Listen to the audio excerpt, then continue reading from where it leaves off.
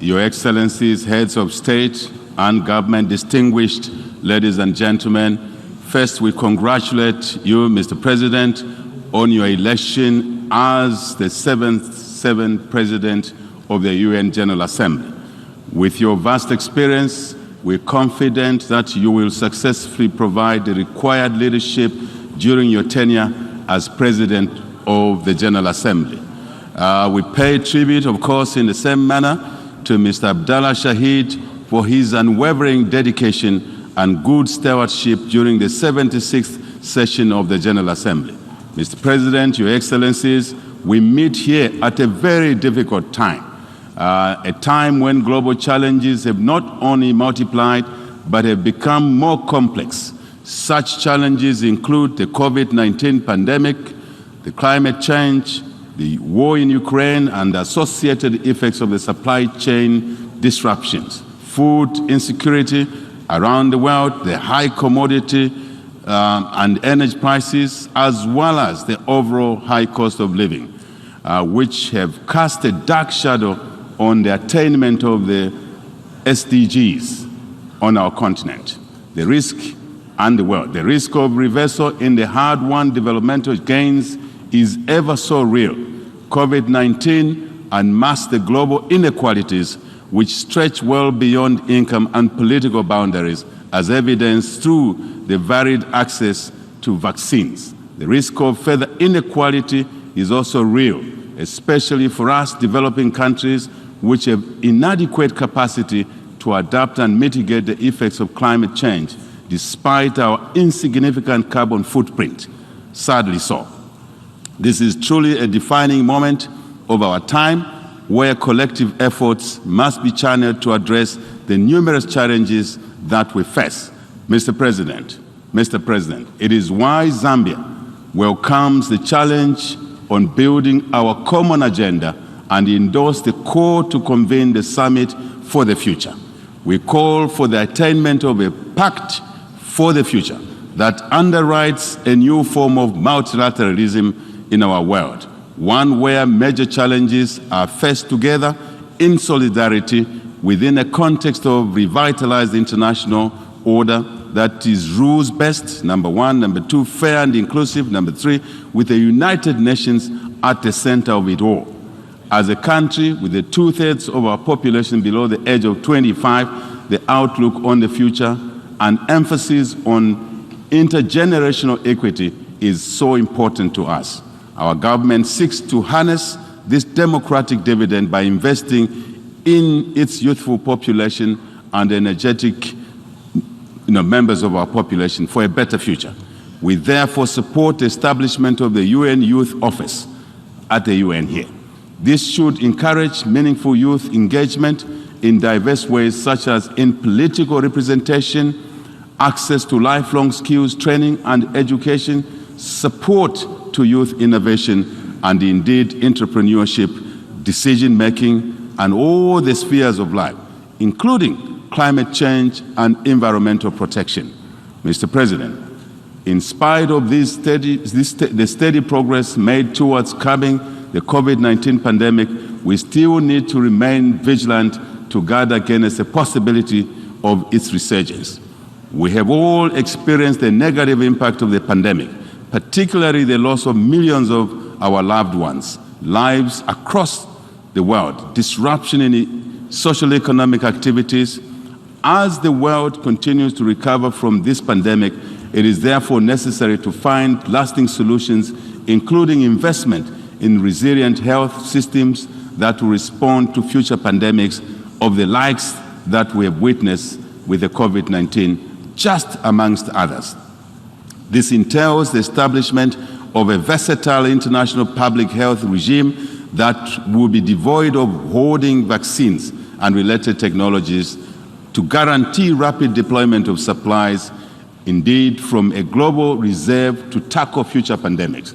Mr. President, the re-emergence of polio in our world is of great concern, and as such, Zambia is participating in supplementary immunization activities along with a number of countries in our region in order to prevent and halt the spread of wild poliovirus type 1.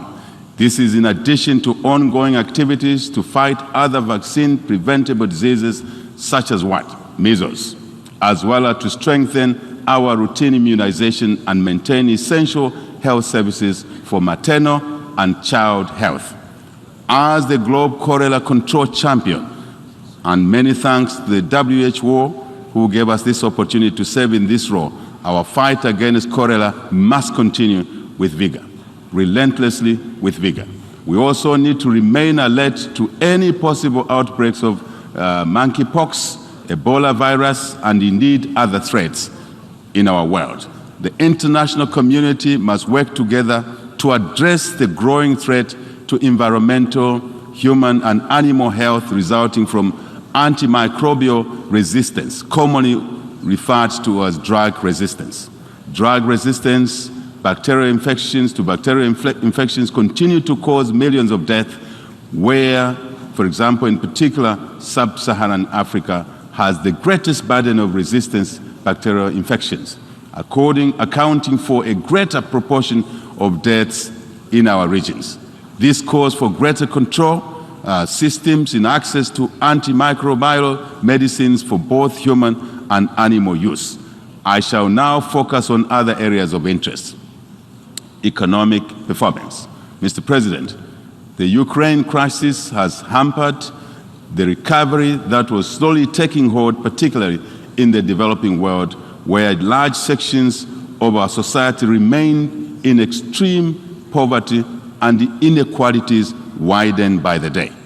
With the attainment of the SDGs off track, countries must intensify national consultative processes and stakeholder engagements and renew commitments to poverty reduction, tackle energy poverty, support debt restructuring, and enhance access to concessional finance, very important to our own development agendas in our individual countries. On our part, we hereby indicate this, in this regard, our intention to present our second voluntary national review in July 2023 to highlight Zambia's progress towards sustainable development goals, achievement of. Despite the challenges in the external environment, we are resolved to rebuild the Zambian economy, and this resolve remains strong ever before. Our economic recovery is on track, Mr. President, evidenced by the positive growth indicators and stabilization of key macro variables such as what? Interest rate regime, indeed, exchange rate market stability, inflation, which we have been able to pull down from 25% to well under 9.8% in just 1 year of being in office. Mr. President, Zambia is on a path of growth from the economic contraction that we experienced in the past, which was somewhere in the region of -2%, and to GDP estimated now just under a year to grow at about 3%. When you add -2 and 3% growth, it means we've grown by about 5% in the last 12 months. This is something that has been difficult to achieve, but with a lot of hard work, we've been able to do it. But we want to do more. Effectively, in terms of social economic benefits, our commitment to providing equal opportunities, especially for the young people, has been demonstrated by the introduction of free primary and secondary education, as we believe that education is the best equalizer. Education is the best investment. Education is the best inheritance, without doubt. Consistent with our pledge to invest in human capital, we have recruited over 30,000 teachers, 11,000 health workers in 2022 alone. We are decentralizing, Mr. President, our service delivery and have increased the allocation of Constituency Development Fund by over 1,000 percentage points in our first budget in office, just the beginning. Expenditure of these funds at community level is meant to ensure inclusive and sustainable economic growth that will support SME development and employment creation across all our 10 provinces, 156 constituencies in our country. I'm pleased to note that we have reached, in principle, agreement with our creditors under the common framework to restructure the national debt which we inherited, and have effectively concluded an IMF deal based on our more important homegrown economic transformation plan.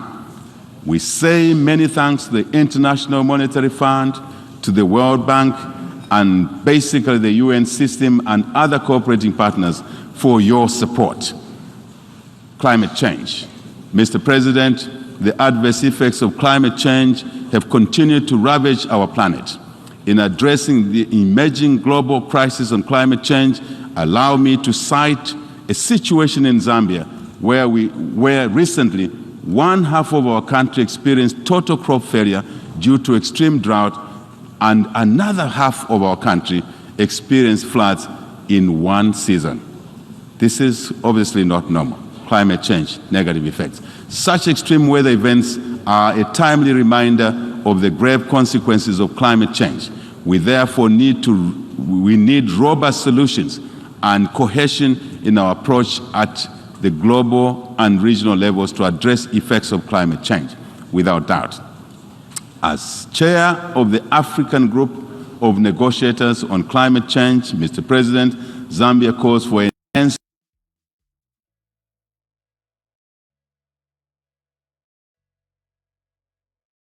with limited resources to mitigate, indeed, to adapt to the effects of and negative climate change issues. Zambia has mainstreamed the green growth and climate change, proofing it in the current National Development Plan, which has articulated broad policy measures on transitioning Zambia into a climate resilient and inclusive green economy over time. 3, gender. Mr. President, Zambia has continued to build on the efforts of attaining gender equality and inclusivity in various sectors of our society. Based on empirical evidence, women empowerment and poverty alleviation are positively correlated, I must say. It is therefore imperative that we dedicate corresponding efforts to ensure that gender disparities are curtailed at all levels. Mr. President, Zambia, under our national gender policy, has been implementing affirmative action in favor of women and girls to ensure that their full potential is realized not once but all times. Ending child marriage. Mr. President, to complement these measures, Zambia is championing the campaign to end child marriage in Africa and, of course, in the world. In the same vein, we are proud to inform this Assembly that this morning, Zambia, Canada, and other cooperating partners held a side event to galvanize support and review commitment from the international community towards ending child early forced marriages. With the assurances made during this event, we are hopeful that we shall be able to achieve the Sustainable Development Goal of Gender Equality, Target 5.3 in our programming that aims at eliminating this harmful practice, without doubt. International peace, security, and stability. Mr. President, the world at large has grappled with growing instability and insecurity within the last year, and the effects have been felt by millions of people around the world as lives and indeed livelihoods have been lost across the world. Zambia believes that without peace and stability, our joint developmental efforts are in vain, totally in vain. As such, we are committed to remain strong advocates of peace and stability in Southern Africa and the entire African continent and the world over. Our guiding principle is that instability, Mr. President, anywhere is instability everywhere. This reminds us that ending war and conflict is not only the responsibility of those that are directly involved in the conflict, but it's a shared obligation of every global citizen and indeed every nation. I mean all of us without exception, Mr. President. We cannot afford to allow instability to derail our programs, noble programs to better the lives of our people. We therefore take this matter seriously and shall continue to actively participate in efforts to restore peace in all the troubled regions of our global village. As the incoming chair of the SADC organ on politics, defense, security cooperation, Zambia prioritizes the restoration of peace and stability in our own country, to start with, and the region. As it is said, Mr. President, charity begins at home. At the continental level, Zambia remains engaged and committed to the efforts of the African Union, the United Nations in promoting peace in various conflict areas around our global world, our global community. Going forward, our UN system should, we argue, Mr. President, tilt more efforts towards prevention of conflicts, which is more cost-effective and palatable, I shall say.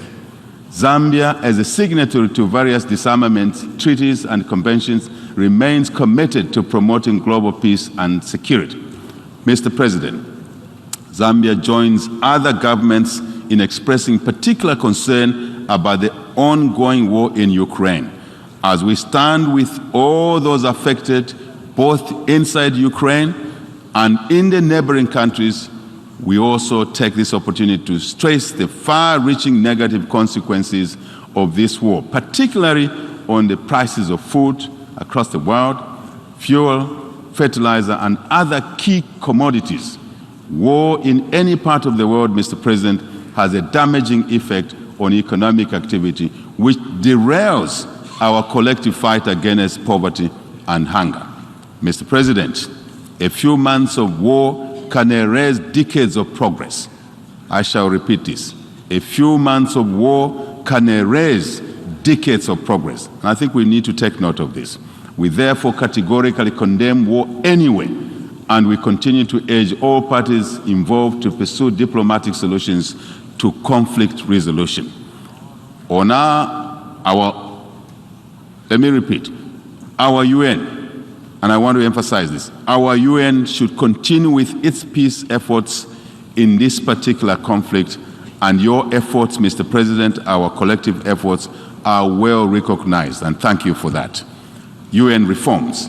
Mr. President, we wish to stress that global ambitions toward peace and security largely depend on the effectiveness of the United Nations Security Council.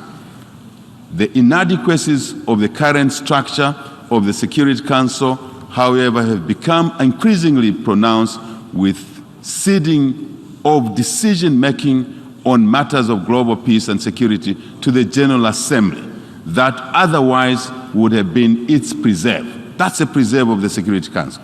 But this burden is now pushed to the General Assembly. I think this is not correct.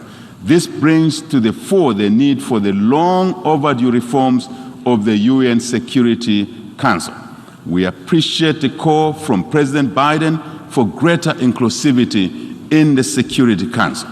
We therefore continue to advance the African common position as espoused in the Esselwyn Consensus